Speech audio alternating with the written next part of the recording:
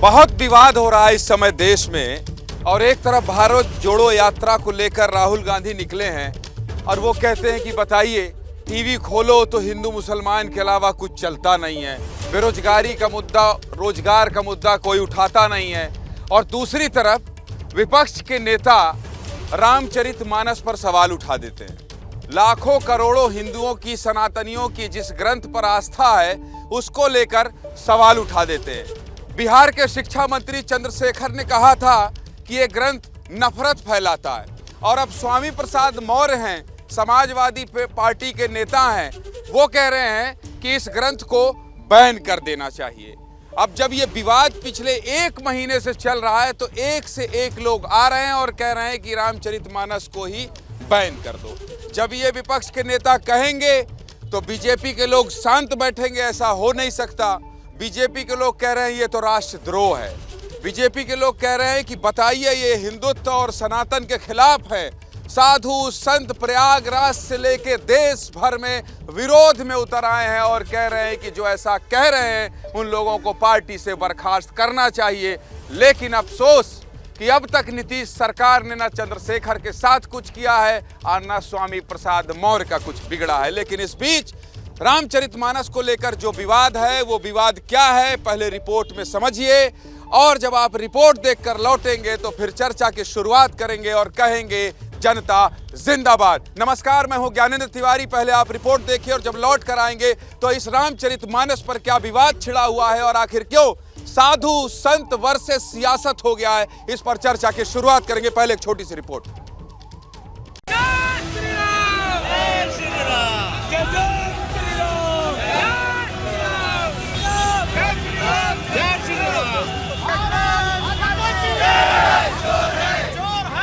देश के अलग अलग शहरों में पिछले 3-4 दिनों से इसी तरह से समाजवादी पार्टी के नेता स्वामी प्रसाद मौर्य का विरोध हो रहा है।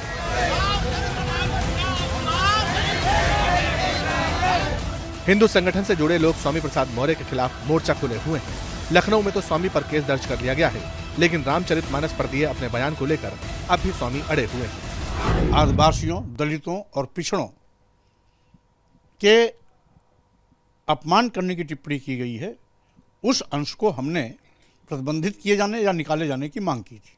किसी चीज की मांग करना अपराध नहीं है। समाजवादी पार्टी भले ही स्वामी के बयान से किनारा कर रही है, लेकिन कई नेता स्वामी प्रसाद मौर्य के साथ खड़े दिखाई दे रहे हैं। जो आपत्तिजनक पंक्तियां हैं, हम लोगों का यह है, सरकार से अनुरोध है कि उन आपत्तिजनक पंक्तियों को हटा दिया जाए या फिर पूरी रामचरितमानस को ही बैन कर दिया जाए। ये स्वामी प्रसाद मौर्य जी सीनियर नेता हैं, अच्छा ज्ञान है, उन्होंने कोई बात कही होगी तो निश्चित ही उनका अध्ययन हो रहा होगा। रामचरितमानस का यह विवाद बिहार के शिक्षा मंत्री चंद्रशेखर के बयान से शुरू हुआ था। चंद्रशेखर ने रामचरितमानस को नफरती कहा था। एक तरफ जहां सियासत का एक धड़ा रामचरितमानस का विरोध कर रहा है, वहीं संत समाज इस धर्म ग्रंथ को राष्ट्रीय ग्रंथ घोषित करने की मांग कर रहा है। राष्ट्रीय ग्रंथ रामचरितमानस होगी तो राम राज जाएगा, राम राज जाएगा तो भारत हिंदू राष्ट्र बनेगा। कॉन्सेप्ट क्लियर है माय डियर। प्रयागराज के साधु संत भी रामचरितमानस को लेकर बागेश्वर बाबा की मांग के साथ खड़े हैं। सवाल यह है कि नेता धर्म और धार्मिक ग्रंथ को लेकर सियासत क्यों कर रहे हैं? क्या रामचरितमानस को जरिया बनाकर बीजेपी विरोधी पार्टियां देश में मंडल कमंडल की सियासत फिर से शुरू करना चाहती हैं? समझ गए होंगे, मैं उम्मीद ही नहीं यकीन करता हूं कि एबीपी न्यूज ने जो रिपोर्ट आपको दिखाई उसके माध्यम से आप ये तो समझ गए होंगे कि आखिर विवाद क्यों बढ़ता जा रहा है। चलिए अब चर्चा की शुरुआत करते हैं, क्योंकि बागेश्वर धाम वाले आचार्य धीरेन्द्र शास्त्री ने भी कह दिया है कि राष्ट्रीय ग्रंथ बना दो रामचरितमानस को। मेरे साथ ब्रजेश चौरसिया होंगे, लाल लहलहाती टोपी में समाजवादी पार्टी के जिलाध्यक्ष हैं। संजीव शुक्ला हैं, युवा नेता हैं। कांग्रेस के विकास तिवारी हैं और गौरी शंकर श्रीवास, जिनका पट्टा छिपा है, थोड़ा सामने कर लीजिए तो दिख जाए कि आप बीजेपी से ही हैं। ये सारे लोगों के चर्चा की शुरुआत करेंगे, लेकिन सबसे पहले चौरसिया जी आपसे, क्यों आपके नेता कह रहे हैं कि रामचरितमानस को बैन कर देना चाहिए? क्यों कह रहे हैं? क्योंकि जब ये जान रहे हैं कि ये हिंदुओं का, सनातनियों का धार्मिक ग्रंथ है, बंद कर देना चाहिए, जबकि समाजवादी पार्टी ने अपने आप से इस बयान से अलग कर लिया है। ये समाजवादी पार्टी का बयान नहीं है, उनका व्यक्तिगत बयान है। बहुत भारी भरकम नेता हैं स्वामी प्रसाद मौर्य, पिछड़ों के बहुत भारी भरकम नेता हैं। ये भारतीय जनता पार्टी में थे, उस समय भी ऐसे विवादित बयान बीच बीच मंचों पे करते रहते थे, लगातार इनके बयान आते थे। और भारतीय जनता पार्टी की नीति ही रही है, नरेश अग्रवाल जी थे जो उनके नेता समाजवादी पार्टी में थे, उनको भी भारतीय जनता पार्टी ने अपने राज्यसभा सांसद बनाया है। वो भी ऐसे सीता माता पे भी बयान की दिए थे, टिप्पणी की थी। अरे गुरु, अभी समाजवादी पार्टी में भारतीय जनता पार्टी का दोषी हो गई भाई? अभी समाजवादी पार्टी के बड़े नेता हैं वो। समाजवादी पार्टी के नेता हैं, समाजवादी पार्टी का बयान नहीं है। इससे पार्टी के राष्ट्रीय अध्यक्ष जी भी इस बयान का समर्थन नहीं करते, ना कि समाजवादी पार्टी इस बयान का समर्थन करती है। फंसा दिए चौरसिया जी आपको मौर्य जी ने। नहीं, मौर्य जी क्यों फंसाए हैं? खुद फंस गए हैं। नहीं, मौर्य जी उनका व्यक्तिगत बयान है, इस पर हम टिप्पणी नहीं कर सकते। आ रहा हूं मैं, और तैयारी कीजिए, आ रहा हूं। क्या देख रहे हैं आप? हाँ, जय श्री राम के बिना बीजेपी का कहाँ चलेगा हिसाब किताब। लगा लो नारा, लगा लो। आ रहे हैं, आ रहे हैं। हाँ, लगा लो, आ रहे हैं। संजीव भाई, क्या देख रहे हैं आप मोबाइल में? आपकी पहली बात का जवाब दे दूं, जय श्री राम के बिना तो देश का कुछ नहीं होने वाला, तो मैं भी कहूँगा जय जय श्री राम। क्या बात। मैं एक दोहा देख रहा था जो श्री रामचरित, पहले बात तो रामचरित मानस ने श्री रामचरित मानस से उसको संबोधित करना चाहिए ग्रंथ को। मैं देख रहा था तुलसीदास जी ने श्री रामचरित मानस को लिखने से पहले कहा, मैं गा के बोल सकता हूँ? अरे बिल्कुल, मैं साथ दूंगा, बहुत बड़ा गायक हूँ। आग छोट अभी लासू बड़ा, करहूँ एक विश्वास, पई है सुख सुनी सुजन सबा, खल करी है उपहास। तुलसीदास जी ने ये महाकाव्य ग्रंथ लिखने से पहले लिखा कि मेरा भाग्य छोटा है, मेरा भाग्य छोटा है, मैं प्रभु आपके लिए क्या लिखूं लोकलिंग जो, लेकिन जो भी आपके चरित्र को मैं यहाँ पे उल्लेखित कर रहा हूँ, जो सज्जन होंगे वो सुख पावेंगे और जो दुर्जन होंगे वो शांति नहीं मिलेगी उनको, उनके मन में उपहास पैदा होगा। लेकिन उनके उपहास करने से भी मुझे सुख की प्राप्ति होगी, क्योंकि इसी बहाने वो रामचरितमानस को पढ़ेंगे भी तो सही। और तुलसीदास जी ने ये भी लिखा है कि कोई अगर, जैसे कि अभी 2-4 दोहे जो ये लोग जिसको विवादित समझ के कह रहे हैं, कि अगर कोई एक दोहा भी बार बार श्री रामचरितमानस का पढ़ता है तो यकीन मानिए श्री रामचंद्र जी भगवान उस पर भी अपनी कृपा बरसाएंगे। लेकिन विपक्ष जो है, विकास भाई, विपक्ष लगातार जो है रामचरितमानस को बैन कर दो, नफरत फैला रहा है, और यही समूचे विपक्ष के सहारे 24 में मोदी को परास्त करना है। कैसे होगा काम जब हिंदुओं के धार्मिक ग्रंथ पर ही सवाल उठ जाएगा? देखिए ज्ञानंद जी, ये तो सीधी सी बात है, हो तो वही जो राम ऋषि राखा, वो कही तर्क। अब भी लाए मोबाइल में, ये जितने कांग्रेसी हैं आज सब देखिए, ये बिना रामचरितमानस के, श्री रामचरितमानस के चौपाई के शुरू नहीं करेंगे। ठीक है, अच्छी बात है विकास भाई, अच्छा है, बड़े कलाकार है, चंदन भी बड़ा है। कांग्रेस पार्टी धर्म और राजनीति को एक साथ नहीं करती। धर्म का धंधा जो भाजपा और सपा बना के रखी है, वो धंधेबाजी का काम कांग्रेस का कतई नहीं है। हम ठीक है विपक्ष में, और इसमें कहीं कोई बात नहीं है। सबसे पहले स्वामी प्रसाद मौर्य की बात करें, उन्होंने जो बात कही है उसका कांग्रेस पार्टी पुरजोर विरोध करती है, और उनको रामचरितमानस सहित तमाम ग्रंथ पढ़ने चाहिए। आपको एक बात बताऊं मैं, मलेशिया जो मुस्लिम राष्ट्र है, वहाँ रामायण काकाविग नाम से उसको जाना जाता है, और अदालत में जो हम शपथ लेते हैं ज्ञानेंद्र जी, उस प्रकार की शपथ वहाँ भी ली जाती है। प्रधानमंत्री जब शपथ लेते हैं तो रामायण के ऊपर हाथ रखकर शपथ लेते हैं, तो रामायण में कुछ तो बात है। और रामचरितमानस वो ग्रंथ है जिसमें विश्व में सबसे ज़्यादा रिसर्च हुए हैं, उसमें डिबेट हुआ है, और वो एक्सेप्टेबल है। लेकिन धर्म को धंधा बनाने वाले स्वामी प्रसाद मौर्य, जो इनका मूल भाजपा से है, ये संघ के शाखाओं में जाया करते थे, तो धंधा बना रहे हैं आप लोग। आ रहा हूँ, मुझे ऐसा लगता है कि ये कहीं वो धर्म को धंधा बना के दंगा फैलाने काम तो नहीं हो रहा है। अभी ये 25 तारीख को बीजेपी ने प्लांट कर दिया है, फिर वो बोले ऐसा बोल रहे हैं। संघ प्रमुख मोहन भागवत क्रिसमस मना रहे हैं, संघ प्रमुख मोहन भागवत क्रिसमस मनाने दीजिए ना, दिक्कत क्या है? बोल रहे ना, लेकिन आप हमको बोलते हैं कि हम धर्मनिरपेक्ष पार्टी। आपको नहीं, मैं बात ये है, मैं फिर कह रहा हूँ, स्वामी प्रसाद मौर्य को पहले रामचरितमानस पढ़ना चाहिए, और जो संघी विचारधारा है उससे बाहर आना चाहिए। दंगों का देश नहीं है ये, गांधियों का देश है, यहाँ दंगा नहीं चलेगा। लेकिन आप लोग जो है नफरत की राजनीति करते हैं। आप लोग ये सब स्वामी प्रसाद मौर्य जो विकास भाई कह रहे हैं, उससे तो यही लग रहा है कि बीजेपी ने प्लांट कर दिया है समाजवादी पार्टी में, वो जाके आए बाएं बक रहे हैं, और फायदा पूरे लोगों का होगा। समाजवादी पार्टी के साथ में किसका गठबंधन है, किसके साथ में हमजोली, और किन लोगों का डीएनए एक है, ये बात उस शब्द को परिभाषित करता है कि नफरत फैला रहे हैं। नफरत फैलाने वाली बात पूरे देश में कौन घूम घूम कर रहा है, इस बात को पूरा राष्ट्र जानता है। और रामायण कोई मात्र कॉमिक्स या उपन्यास नहीं है, अपने आप में महाग्रंथ है। रिश्तों को लेकर किस प्रकार से मर्यादित होते हुए, किस प्रकार से आपसी प्रेम परस्पर भाव को लेकर जो व्याख्या प्रभु श्री राम जी ने रामचरितमानस में पूरे कालखंड में की है, तो उसको गोस्वामी तुलसीदास जी ने परिभाषित किया है। उसको इस प्रकार की भाषा कहना और सिर्फ निंदा करने से काम नहीं होगा। आज रायपुर शहर में जब बागेश्वर सरकार जी आए थे, उन्होंने इस बात को कहा था कि राष्ट्रीय ग्रंथ, हाँ, उस पर भी एक विवाद हो गया। छत्तीसगढ़ के जो मंत्री हैं उन्होंने किसी प्रकार का वक्तव्य नहीं दिया, ना यहाँ के मुख्यमंत्री उनके मंच पे गए, उल्टा उनको अपमानित किया। ये तो व्यक्तिगत मामला है, जाए न। 5वीं के पाठ्यक्रम में साधु को कपटी बताने वाले दोनों प्रवक्ता मोबाइल में देखकर दुहा चौपाई कर रहे हैं। इनसे पूछिए ये रामचरितमानस में कितने छंद है, कितने श्लोक है, पूछिए जरा कितने छंद है, कितने श्लोक। आपस में पूछ लो आप लोग, परीक्षा।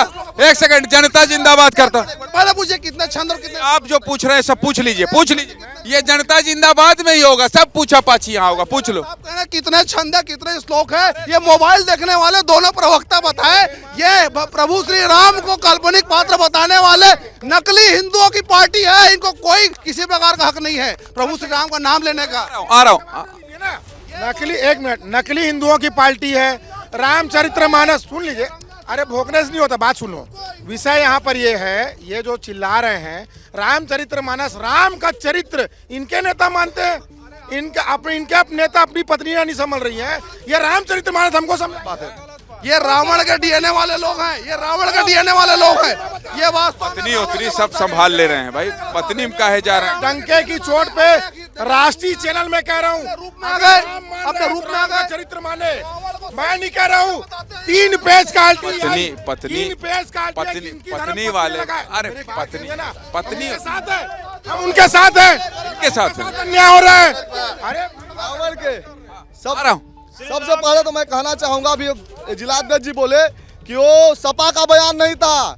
क्या सपा का बयान नहीं था? क्या वो सपा के नेता नहीं है या सपा पार्टी में नहीं है, मानते हो? और उनका आप बाईकाट करते हो कि नहीं करते हो? पहले आप ये बताओ। निकाल दो पार्टी से। बाईकाट करते हैं आप? राज्यसभा सांसद नरेश अग्रवाल जी का बाईकाट करते हैं? आप ये बताइए, जिन्होंने माता सीता के ऊपर टिप्पणी की थी। नहीं, आपके यहाँ तो यही शिष्टाचारी है। आप गंगा जल लेके पहना देते हो लोगों को, गंगा जल डाल के पवित्र करने का काम कर रहे हो। कुलदीप सेधर जैसे बलात्कारियों को संरक्षण दे रहे हो आप।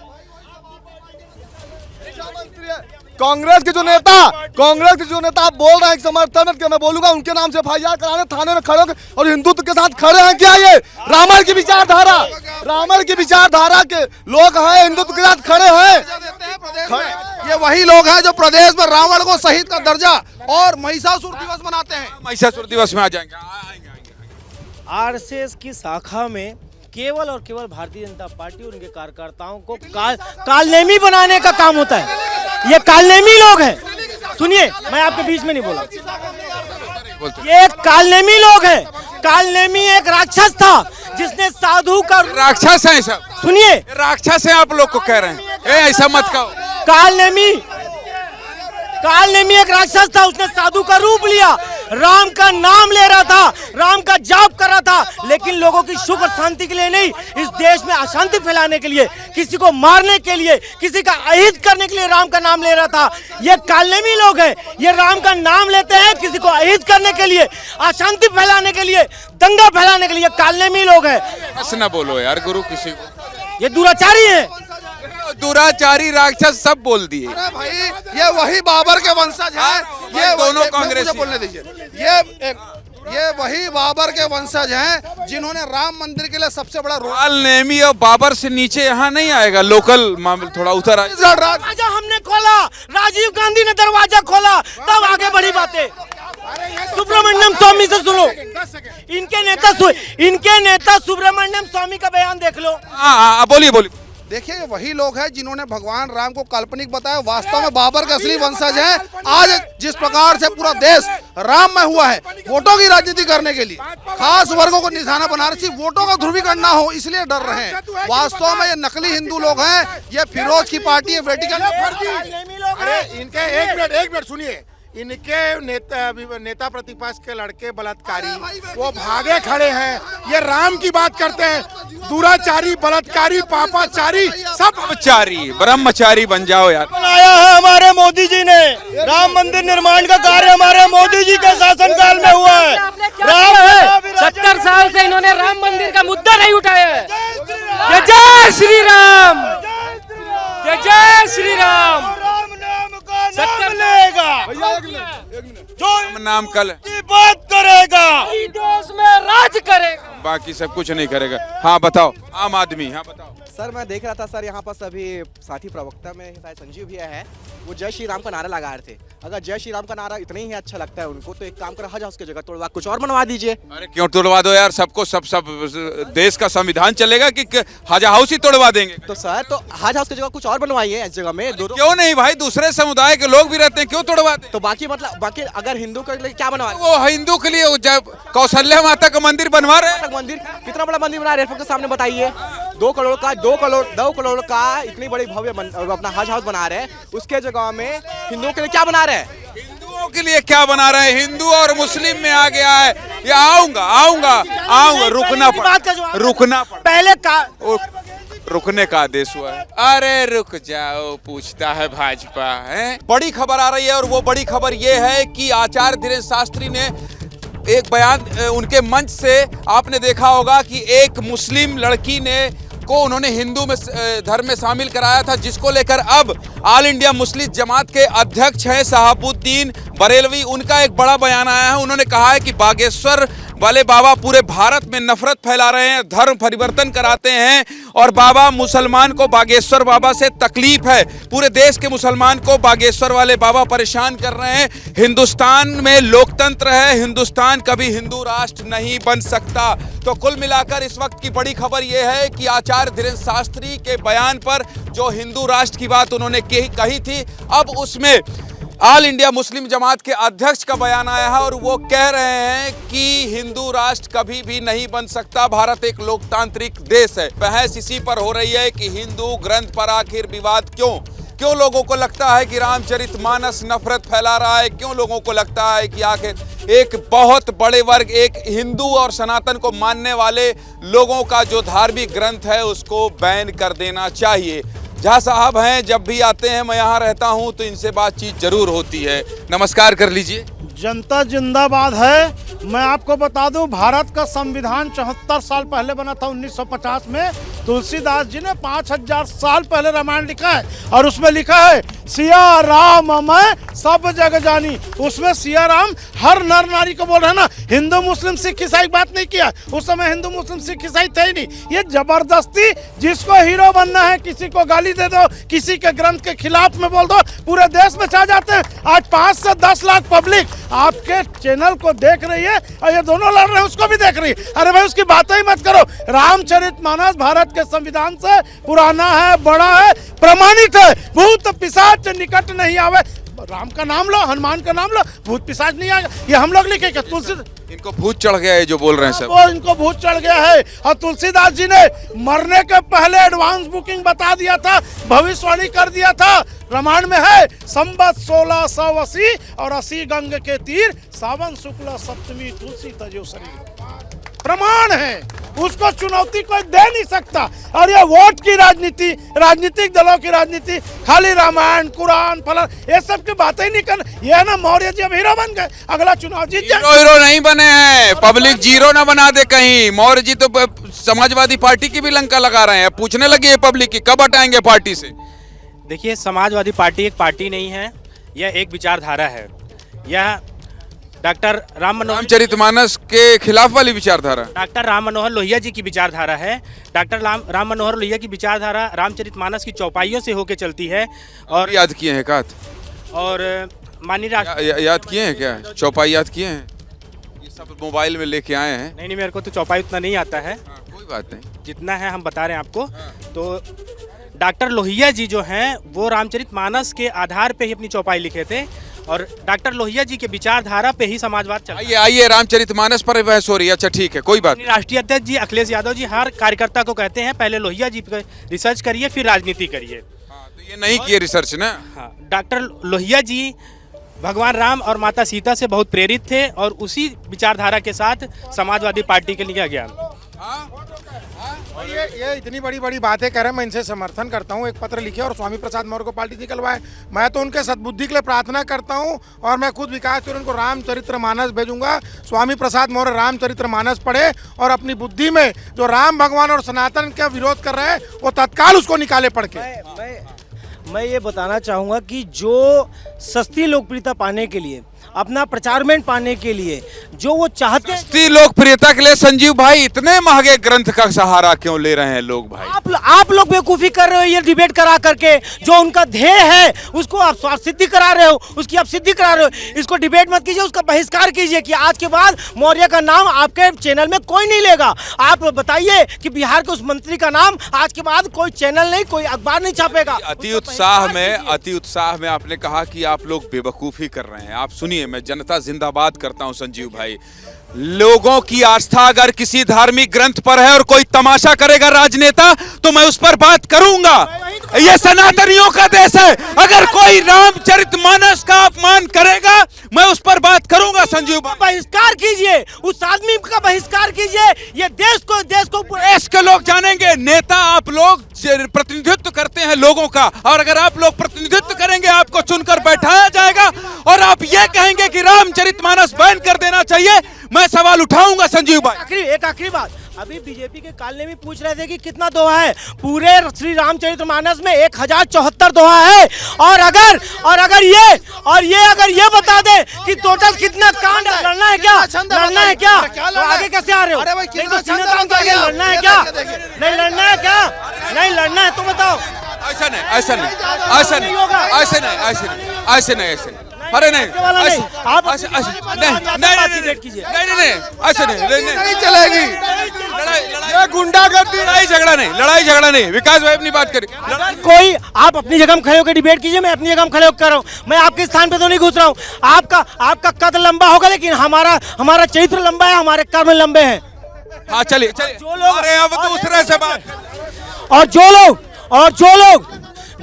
जो लोग आज इस डिबेट पर बुलाने पे आए ना, कभी इनको देश के बेरोजगारी के डिबेट पर बुलाइए, लोग भाग जाएंगे। अरे सब आते हैं, सबसे बात होती है, अपनी बात करिए। हाँ आ रहा हूँ तुरंत। बहुत सीधी सी बात है कि जो स्वामी प्रसाद मौर्य बोले हैं उस पर माफी मांगे, देश में अराजकता ना फैलाए, और अगर स्वामी प्रसाद मौर्य को किसी प्रकार का मानसिक बीमारी होगा तो उनका इलाज कराए। पूरा खर्चा मैं विकास तिवारी आप करें। चलिए कोई बात नहीं, हाँ बोलिए। हम लोग को भी दे दीजिए, आपसे निवेदन है, काफी समय उधर हो रहा है। बोलिए। आप कहना है आरोप प्रत्यारोप का समय नहीं। हिंदू चूंकि बहुत ज्यादा सहनशील सहिष्णु माना जाता है, और कहीं ना कहीं हमारी दुर्बलता को प्रदर्शित करने वाला भाव आज कहीं ना कहीं स्वामी प्रसाद मौर्य प्रदर्शित कर रहे हैं। ये बहुत दुर्भाग्यजनक बात है, देश की विडंबना है।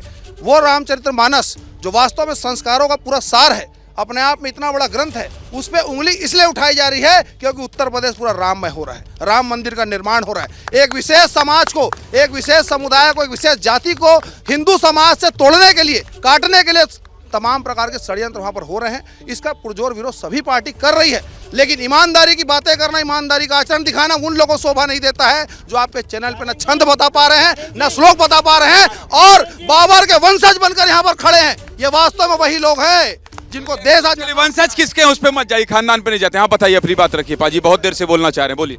समाजवादी पार्टी के रिप्रेजेंटेटिव यहाँ पर हैं, क्या ये मौर्य का पुतला फूकेंगे हमारे साथ चल के? अभी बहुत बढ़िया। ये बोल रहे हैं कि उनका पर्सनल बयान है, हमारा कोई लेना देना नहीं है, तो चलिए उनका पुतला फूकते हैं, आइए उनका विरोध करते हैं, आइए यहीं बनाते हैं। आप तैयार हैं? क्या आप तैयार हैं? हाँ या ना में जवाब दीजिए। आप तैयार हैं? पूछिए इनसे। आम जनता जिंदाबाद की तरफ चलते हैं। बहुत देर से ये खड़े हैं और इनसे भी बात करते हैं। ये बताइए, सब कुछ देख रहे हैं, बयान पर बयान आ रहा है, कोई राष्ट्र ग्रंथ बनाने की बात कह रहा है, कोई कहता है बैन कर दीजिए। आप देख के कुछ समझ दिमाग में आ रहा है कि ये लोग कर क्या रहे हैं? सारी चीज़ें ठीक है, मैं सिर्फ एक चीज़ के लिए पूछना चाहता हूं कि जो दिग्विजय सिंह बयान देते हैं बार बार, या हमारे देश की सेना के ऊपर सवाल उठाते हैं। अभी ये बोल रहे थे कांग्रेस पार्टी वाले कि मौर्य का पुतला फूकें और पार्टी से क्यों बाहर नहीं निकालते, ये पार्टी उनकी लाइन है, ऐसा क्यों बोल दिए। इनके नेता क्यों बोलते हैं कि पार्टी की लाइन नहीं है? दिग्विजय सिंह जब ऐसा बयान देते हैं तो क्यों बोलते हैं कि पार्टी की लाइन नहीं है? पार्टी की लाइन है, उसका पुतला फूको, दिग्विजय सिंह का पुतला फूको। हाँ फूको नहीं मत, ये लो भैया, ये कह रहे हैं दिग्विजय सिंह का पुतला फूंक दो, वो कह रहे हैं कि प्रमाण दीजिए सर्जिकल स्ट्राइक। ये समाजवादी पार्टी वाले जो सीखे हैं ना, वो इन कालेमियों से सीखे हैं। ये लोग गांधी जी को गाली बक के नेता बन रहे हैं, वो लोग महाकाव्य को गाली बक के। दिग्विजय सिंह गद्दार है, कायर है। दिग्विजय सिंह गद्दार और कायर, इस बात को बोले वो गद्दार। देश में अशांति फैलाने के लिए राम का नाम अपमान करने वाले दिग्विजय सिंह गद्दार को बोलिए पहले आप, वो कायर है। वो जी, ये लोग छिपकली की भांति काम करते हैं। जिस तरह से छिपकली कीड़े मकोड़े खा के भगवान का हाल ले लेती है, ये लोग अधर्म का काम करके भगवान राम की आल ले लेते हैं। इनको टिकट दिलवा दो, ये बहुत जोश में है यार विकास भाई, इनके लिए कुछ ये वास्तव में दिग्विजय सिंह की निंदा करे, कायर और गद्दारों के डीएनए वाले सेना पे सवाल उठाते हैं। गद्दार क्या क्या बोल रहे हैं? जब किसी को अहित करना होगा तब राम का नाम लेंगे, जब किसी को नुकसान। आ रहा हूँ भाई, ये लोग बहुत गर्म हो गए। ये टीवी डिबेट में असंसदीय भाषा का प्रयोग इन राजनीतिक पार्टी के नेताओं को बिल्कुल नहीं करना चाहिए। अरे बोलने दो गौरी जी, बोलने दो। दूसरी बात, तहसीलदार और डिप्टी कलेक्टर चरित्र प्रमाण पत्र देता है ना, रामचरितमानस का शब्द तो समझ लो, राम का चरित्र है, रामचरितमानस, जिसको तुलसीदास जी ने लिखा है। ये लोग अपना चरित्र क्यों खराब कर रहे हैं उसके पीछे में? आर्मी से ज्यादा पावरफुल आरएसएस के हमारे लोग हैं। अब इस पर माफी मांगे ये लोग, माफी मांगने। ये बिल्कुल बहुत अच्छा सवाल उठाया संजीव भाई ने।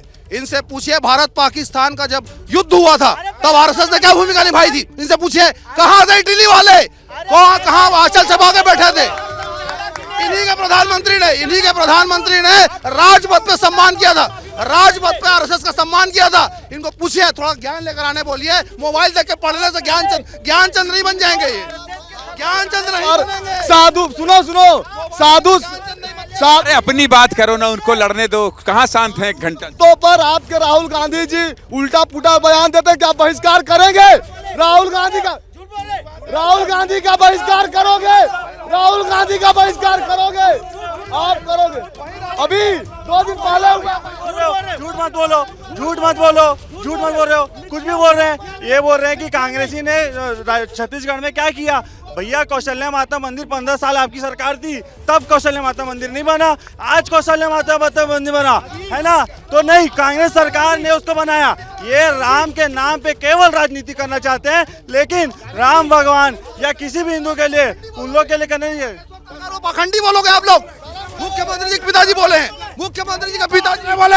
एक मिनट, राष्ट्रीय चैनल में झूठ बोलने वाले सुन, अरे बोलते जाओ ना, इधर सुना। राष्ट्रीय चैनल में झूठ बोलने वाले लोग कभी बागेश्वर बाबा हमने पाखंडी नहीं कहा। राम संघ प्रमुख मोहन भागवत रायपुर आए, क्यों कौशल्या मंदिर कांग्रेस के बोलने के बाद गए? उसके पहले क्यों नहीं गए? बाबर के वंशज ये सब बाबर के साधु संत पे महाराष्ट्र में जब साधु संत के ऊपर जब अटैक हुआ था, जब साधु संतों के ऊपर अटैक हुआ था, तब किसके ऊपर अटैक हुआ? साधु संतों पर किसके ऊपर अटैक हुआ? उस समय कांग्रेस की सरकार थी वहां पास, महाराष्ट्र में शिवसेना और कांग्रेस की गठबंधन की सरकार थी, तब साधु संतों पर अटैक हुआ। किसने कहने पर हुआ? क्या उसी पर कोई विरोध हुआ? भाजपा के। तो कांग्रेस सरकार कैसे थी वहां पास? गठबंधन की सरकार किसकी थी? जवाब देना चाहिए। अगर वहां पास साधु संतों पर अटैक होता है तो क्या छत्तीसगढ़ में उसका विरोध हुआ? क्या कहीं कहाँ हुआ? कांग्रेस के द्वारा कहीं दिखाया जाए, मुझे कहीं सोशल मीडिया में दिखाया जाए, पेज में दिखाया जाए। भूपेश बघेल के घर के अंदर घुसे थे, हिंदुत्व के साथ कायर सरकार है, खड़े नहीं होते, हिंदुत्व का विरोध करते हैं ये लोग, कायर की बात करते हैं, हिंदुत्व का विरोध कर बैठे थे। ये वो कायर लोग हैं जो सेना को अपमानित करते हैं, ये वो कायर लोग हैं जो हिंदू धर्म को अपमानित करते हैं, और ये वो कायर है जब देश में संकट आता है मुंह छुपाकर भाग खड़े होते भगोड़े। ये भगोड़े लोग हैं, ये बात आ रहा हूं। आजादी के पहले अंग्रेजों के पैखाना साफ करने वाले हमको ज्ञान न दे। दूसरी बात, 20 साल कौशल्या माता के मंदिर में ताला लगाने वाले ये आरएसएस और भाजपा वाले आज राम बाग की बात कर रहे हैं। राम की माँ के मंदिर में ताला ये भाजपा और आरएसएस वाले लगाए थे, तब मुंह में दही जमा था क्या? जिन लोगों ने अंग्रेजों के लिए रिक्रूटमेंट की वो एक सेकंड अंतिम बात सुनिए संजीव भाई मैं ये कह रहा हूँ आपको मैंने बतौर गेस्ट बुलाया, आपने ये बात कही कि ये बेवकूफी है, मुझे लगता है आपको ये शब्द वापस लेना चाहिए। अपने शब्द बिल्कुल वापस लेता हूँ, लेकिन इन शब्दों के साथ मैं ये कहना चाह रहा था, मेरे कहने का ये ध्येय था, जो लोकप्रियता वो लोग चाहते थे वो लोकप्रियता में इस डिबेट के माध्यम से उनको दे लाखों करोड़ों लोगों की आस्था का सम्मान करना पड़ेगा। बहिष्कार आप करिए, मैं जनता जिंदाबाद करता हूं। मुझे जनता की भावनाओं का ख्याल रखना पड़ेगा और इसलिए मैं कहता हूं जनता जिंदाबाद। किसी और मुद्दे के साथ किसी नए शहर से फिर होगी मुलाकात। बाकी खबरों के लिए आप बने रहिए एबीपी न्यूज के साथ। मुझे मेरे सहयोगी रवि मिरी और दुर्गेश साहू को इजाजत दीजिए। नमस्कार।